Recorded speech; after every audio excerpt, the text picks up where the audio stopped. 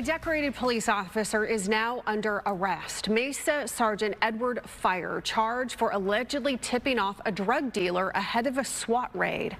The accusation sparking a new internal investigation and also concerns over what other criminal cases he has handled in the past. Josh Logan is a former law enforcement officer right here in the Valley. He's also a training expert in public safety. Josh, you're joining us now to talk a little bit more about the case. Thanks so much for joining us tonight. Thank you for having me. Okay, so first off, what is your just reaction in general to these allegations against Edward Fire? So similar to what Chief Chapman said is that it's an absolute stain on the badge in the honor of being a law enforcement officer. I went out every day and did the best I possibly could to protect our communities, and 99.9% of police officers do that. And it takes that one bad actor to ruin a lot of good work. Yeah, and it sounds like, I guess, that they had some kind of relationship. He said they were drinking buddies, whatever. They lived in close proximity, lived near an apartment. Can you talk about just, though, the danger that the SWAT team could have faced? I mean, if this guy, used a weapon, for example, when he knew that the SWAT team was coming for him. Right. I mean, a narcotics search warrant has its dangers already. Yeah. When we're talking about usually drugs and narcotics, we typically talk about guns and a lot of different other dangers. When we talk about SWAT operations, the element of surprise is absolutely paramount. And Chief Chapman nailed it.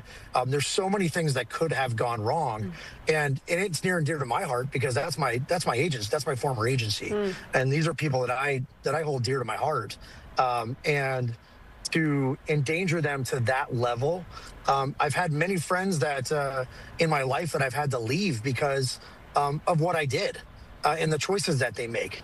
And you took an oath to protect and defend, and you just completely eroded all of that. And just for the sake of a drinking buddy, it's hard to find words on that end. Yeah, and it will be hard. I mean, if there's, as we're saying, text messages and a call made, to alert him, that's going to be very difficult to fight in court for the police officer. Our reporting also uncovered the close relationship between them. Can you talk about just the danger of having a relationship with someone who is involved in drugs? And I know that, for guys and women who are undercover, that is a completely different situation. But can you just talk about just kind of, as an officer, you have to be very careful with who you have a relationship with in general? Well, you mentioned undercover work. It's a line. It's a line that you just don't cross. So even working undercover or plainclothes, you just don't cross that line.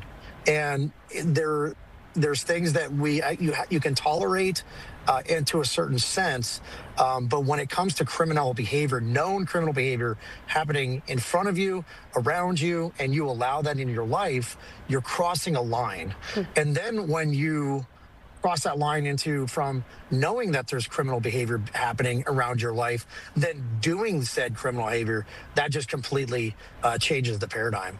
And the fact that it's just everything is unacceptable. But now we're actually talking about endangering the lives of SWAT officers, which then could potentially endanger the lives of the other residents. It's incomprehensible, absolutely incomprehensible.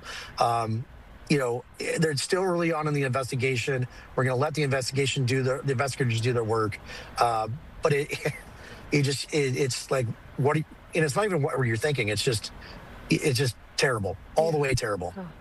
Last question before you go. If I am a defense attorney and I know that my client had been investigated potentially by Edward Fire in the past, do you think that as a defense attorney that they could be going, hey, maybe I should look into this guy, maybe there could be problems with the case that we didn't really know until this case has come up with him and there are concerns about his credibility? Oh, absolutely. There's a thing we call the Brady List, and that's a case law that establishes that criminal conduct or lying on the stand essentially makes a officer completely, incredible to testify in court. So this brings up all of his cases, and he may have done amazing police work, but once a police officer's integrity is in question, then it can really just erode every aspect of what they do for their entire career. And so, yeah, there's a valid point where defense attorneys can now look up cases that have been tried and have been adjudicated, and possibly have an appeal, or possibly have, let's take a second look at this. And if he's lying about this, that's always the question. If he's lying about this, what else is he lying about? And that's why, as police officers, we have to be completely above reproach, unquestionable. All right, Josh, thank you so much for your perspective tonight. And I know that we've done stories with you in the past, and you're, again, just such a valuable resource. Thank you so much for your time.